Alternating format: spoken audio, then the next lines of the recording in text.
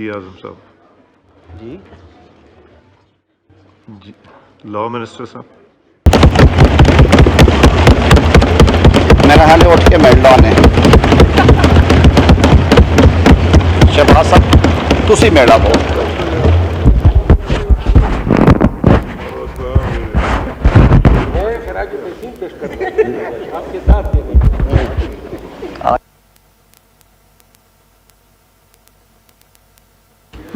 जी law minister साहब। Law minister साहब। सुने सुने सुने सुने ये अगर लॉ मिनिस्टर साहब।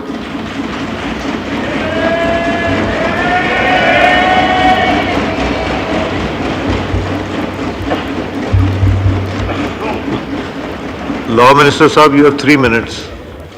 सर, वो दुरुस्त करने की कोशिश की गई थी, वो रोल अंडरमाइन कर दिया गया। और तुरफा तमाशा ये कि जब पार्लिमानी कमेटी फंक्शनल भी हुई तो हमने ये भी देखा कि हमने 8-0 से कुछ नॉमिनेशंस को रिजेक्ट किया।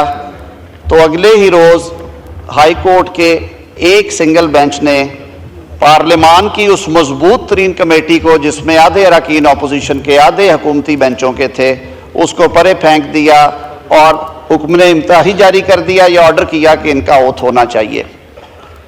बात सिर्फ यहीं तक नहीं, उससे आगे भी चलें तो और बहुत सारी ऐसी खराबियां पैदा हुई जिनकी वजह से हमारा जो पाकिस्तान का रैंकिंग में अदलिया का नंबर है वो बताने के लायक नहीं है। जनाब स्पीकर, पाकिस्तान भर की बार बॉडीज़, बार एसोसिएशंस, पार्लिमान ने भी इसके बारे में आवाज़ उठाई। उसके साथ साथ जो मसाके जमहूरियत का हमारा एक सबसे बड़ा अधूरा एजेंडा था आईनी अदालत का,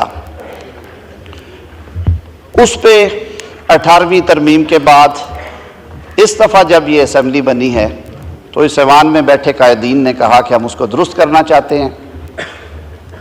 ये इशू सबसे पहले शहीद मोहतरमा बेनज़ीर भुट्टो साहिबा की सियासी मेरास के जो वारिस हैं, chairman Peoples Party Bilawal Bhutto Zardari साहब ने उठाया और उन्होंने कहा कि हमने इस अधूरे एजेंडे को पूरा करना है। और फिर पिछले 6 से 8 हफ्तों में हम सब ने देखा कि किस तरह बुर्दबारी से वज़ीर आज़म मियाँ मोहम्मद शहबाज शरीफ साहब की क़यादत में जनाब बिलावल भुट्टो जरदारी साहब और हमारी तमाम हुकूमती इत्तेहाद में शामिल जमातों ने सर जोड़ के इस मरहले से हमें निकाला कि मुख्तलिफ अदवार में निगोशिएशंस हुई। सियासतदानों का ये हुसन है कि वो एक दूसरे से इंगेज करते हैं, इंगेजमेंट्स हुई, एक कमेटी बनी। जनाब ने सैयद खुर्शीद शाह साहब जो बिलाशुबा हमारे बुज़ुर्ग हैं इस ऐवान में, उन्हें इसकी सरबराही सौंपी, जिसमें सेनेट और कौमी असम्बली में जितनी सियासी जमातें पार्लिमानी प्रेजेंस वाली हैं उनके पार्लियामेंट्री लीडर्स या उनके नॉमिनीज़ को शामिल किया गया। और मुझे ये जिम्मेदारी दी गई कि मैं मुख्तलिफ औकात में वो जो ड्राफ्ट हैं, मुसवदा है, वो शेयर भी करूं, कुछ नकात भी शेयर करूं। और वो क्योंकि अभी स्केलेटन स्टेज थी, उसमें फिर सारी ये गुफ्तगू आगे चलती गई। मैं इस मौके के ऊपर जनाब स्पीकर शुक्रिया अदा करूंगा अपने तमाम जो हमारे एलाइज हैं कि उन्होंने किस तरह इसमें अपनी इनपुट दी। जी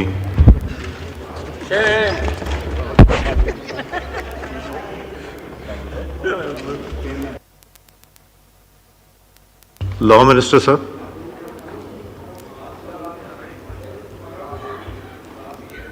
जी आप 2-3 मिनट में कीजिए, फिर मैं बिल्कुल कर लेता हूँ। फिर मैं इसको सर, इसी तरह आर्टिकल 111 में एक अमेंडमेंट तजवीज़ की गई है। आर्टिकल 111 ये है कि सर, आइन में वफाकी हुकूमत और सूबाई हुकूमतें 5-5 एडवाइज़र्स जो हैं वो अपॉइंट कर सकती हैं। आमतौर पे वो टेक्नोक्रेट्स भी होते हैं या अपने फील्ड के माहिर होते हैं। वफाक में एडवाइज़र्स को ऐवान में आके सवालों के जवाब देने की इजाज़त है, वो बैठते हैं, राइट ऑफ वोट नहीं है अगर वो अनइलेक्टेड हैं। सूबे में ये नहीं थी तो सर वो ये अनोमली दूर की गई है। उसके बाद ये जो आर्टिकल 175A है, ये जुडिशल कमीशन की सर नई शक्ल होगी। जुडिशल कमीशन की नई शक्ल में कहा गया है कि चीफ जस्टिस ऑफ पाकिस्तान इसकी सरबराही करेंगे, 3 मोस्ट सीनियर जजेस ऑफ सुप्रीम कोर्ट होंगे, मोस्ट सीनियर जज ऑफ कॉन्स्टिट्यूशनल बेंचेस में से जो होंगे वो इसके रुकन होंगे, वफाकी वजीर कानून ऑलरेडी हैं, अटॉर्नी जनरल ऑलरेडी हैं, पाकिस्तान बार काउंसिल के ऐसे नामजद नुमाइंदा जो कि 15 साल से सुप्रीम कोर्ट की वकालत में हो, उनको रखा गया है। सेनेट और कौमी असम्बली से सर जो हमारी पार्लिमानी कमेटी थी उसका हमने रोल चेंज किया, साइज चेंज किया, तो 4 पार्लियामेंटेरियंस उस कमीशन के मेंबर्स बनाए गए हैं, 2 सेनेटर्स, 2 MNAs, 1 ऑपोजिशन से, 1 ट्रेरी से to be nominated by leader of house and leader of opposition. और एक अच्छा काम जो किया गया इसमें, जनाब स्पीकर, ऐवान ने ये इस प्रपोज्ड बिल में आपको इख्तियार दिया है कि जो मार्जिनलाइज हमारी कम्युनिटी हैं, ख़वातीन या गैर मुस्लिम, सर उनमें से पार्लियामेंट के बाहर से आप एक नुमाइंदगी भेजेंगे सिविल सोसाइटी की नुमाइंदगी के तौर पे,